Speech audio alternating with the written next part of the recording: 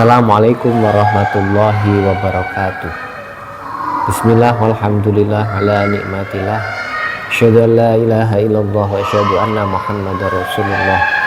Allahumma shalli wa sallim wa barik ala sayyidina wa maulana Muhammadin nuri dzati wa sirri sarifi sa'iril asma'i wa sifat. Wala haula wala quwata illa billahil aliyyil azim. Hadirin hadirat rahimakumullah. Jumpa lagi bersama kami dalam kesempatan Mutiara Hikmah Ramadan di channel AMI Buluh yang tercinta. Saya berwasiat kepada kita semua, terutama pada diri pribadi saya sendiri, untuk senantiasa berusaha meningkatkan kualitas keimanan dan ketakwaan kepada Allah Subhanahu wa Ta'ala dengan cara melaksanakan semua kewajiban dan menjauhkan diri dari seluruh yang diharamkan. Kaum muslimin rahimakumullah. Di sini saya membawa tema sabar. Sabar adalah sifat para nabi dan rasul. Sabar adalah permata yang menghiasi kehidupan para wali. Sabar adalah mutiara bagi orang-orang yang soleh. Sabar adalah cahaya penerang bagi siapapun yang menapaki jalan menuju kebahagiaan abadi di akhirat. Menurut Imam Ghazali, kata sabar dan berbagai kata turunannya disebutkan di lebih dari 70 tempat dalam Al-Quran. Di antaranya adalah firman Allah Ta'ala, A'udzubillahi minasyaitonirrajim, Bismillahirrahmanirrahim, walanajziyannal ladzina sabaru ajrahum bi ahsani ma kanu ya'malun. An-Nahl ayat 96. Dan kami pasti akan memberi balasan kepada orang-orang yang sabar dengan pahala yang lebih baik dari apa yang telah mereka kerjakan. Juga firman Allah Ta'ala, Salamun alaikum bima sobartum fanikma uqbaddar. Maknanya selamat sejahtera atasmu karena kesabaranmu, maka alangkah nikmatnya tempat kesudahan itu. Quran surat Ar-Ra'd ayat 24. Hadirin rahimakumullah, seseorang yang memiliki sifat sabar bukan berarti ia pengecut, putus asa dan lemah dalam berucap, bertindak dan mengambil keputusan. Sabar hakikatnya adalah menahan diri dan memaksanya untuk menanggung sesuatu yang tidak disukainya dan berpisah dengan sesuatu yang disenanginya. Sabar yang merupakan salah satu kewajiban hati ada 3 macam. Pertama, sabar dalam menjalankan ketaatan kepada Allah. Contohnya pada pagi hari yang suhu udaranya sangat dingin, misalkan kita harus sabar dalam melaksanakan perintah Allah, kita dipaksa diri kita untuk menahan dinginnya udara guna mengambil air wudhu. Pada pagi hari juga saat tidur adalah sesuatu yang disenangi nafsu kita. Kita tahan keinginan nafsu itu dan kita paksa diri kita untuk menjalankan ibadah sholat subuh. Kita lakukan itu semua semata-mata mengharap ridho Allah Ta'ala. Inilah yang disebut dengan sabar dalam menjalankan ketaatan yang diwajibkan oleh Allah Ta'ala. Kedua, sabar dalam menahan diri untuk tidak melakukan segala yang Allah haramkan. Nafsu manusia pada umumnya menyenangi hal-hal yang dilarang oleh Allah. Barang siapa menjauhkan dirinya dari kemaksiatan dengan niat memenuhi perintah Allah, maka pahalanya sangat agung. Para ulama mengatakan bahwa meninggalkan satu kemaksiatan lebih utama daripada melakukan 1000 kesunahan.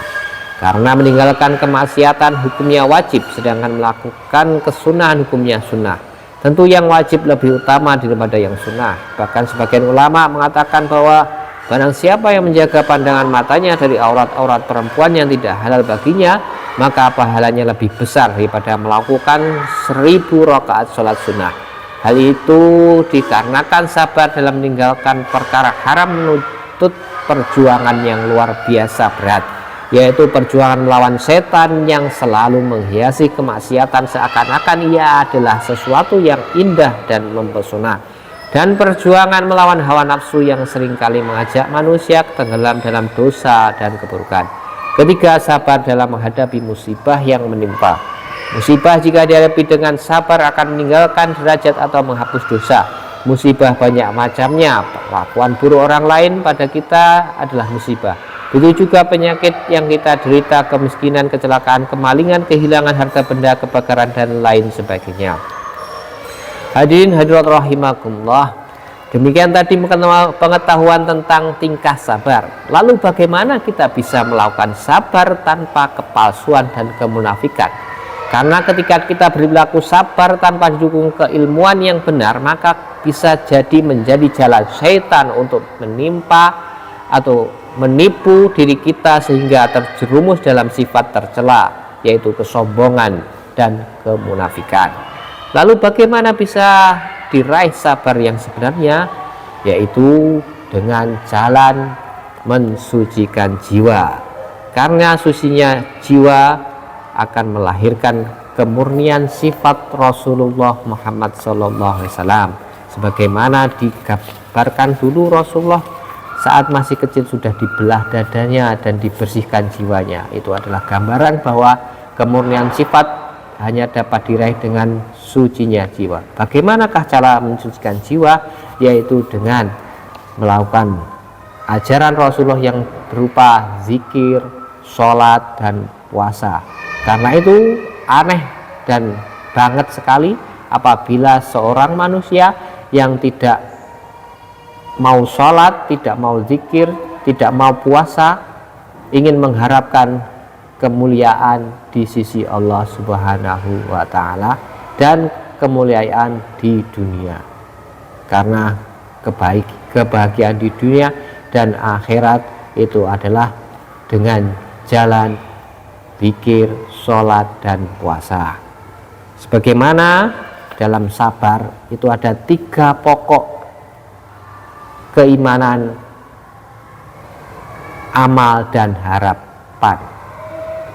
Semua itu, apakah iman kita itu dalam melakukan sabar itu untuk Allah? Apakah amal yang kita lakukan itu ditujukan dunia ataupun akhirat? Dan harapan ketika kita melakukan tingkah sabar itu untuk apa? Untuk orang lain atau hanya untuk Allah? Hal itu hanya bisa dilakukan dengan sucinya jiwa, karena tanpa kesucian jiwa, iman dan amal serta harapan kita akan tertuju selain kepada Allah. Demikian tadi Mutiara Hikmah Ramadan di channel Ami Bahrul Ulum Buluh tercinta. Semoga mendapatkan ridho dan maghfirah dari Allah Subhanahu wa Ta'ala. Wa akhiran billahi taufik wal hidayah wa ridho wal hidayah. Wassalamualaikum warahmatullahi wabarakatuh.